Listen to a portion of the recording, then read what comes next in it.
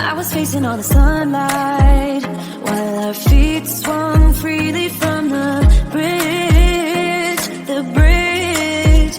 You asked if I'd save you, if you were crazy enough to take a swim, a swim.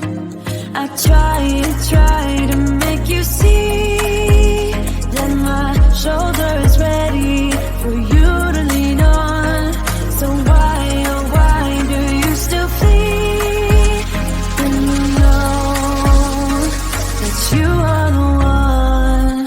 I can tell that you've been through some kind of heartbreak.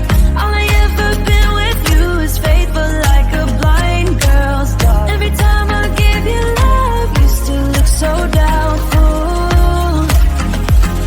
I'm faithful like a blind girl's dog.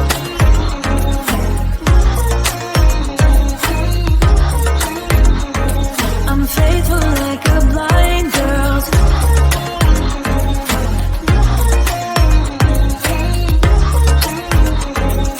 faithful like a blind girl's dog. We were walking on the sidewalk when we bumped into this person that I knew. You thought it was an old flame, but I told you it's not, so let it go. I tried to make you see that I would not betray you in a million years. So why, oh why do you still flee when you are all that I want?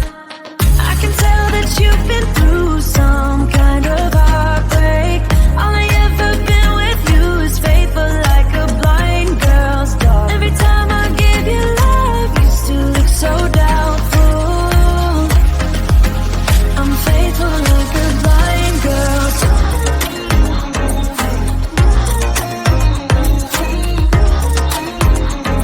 I'm faithful like a blind girl's dog.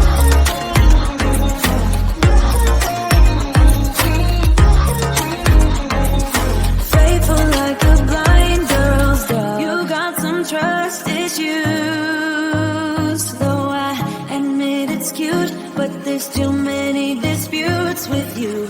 Once and for all,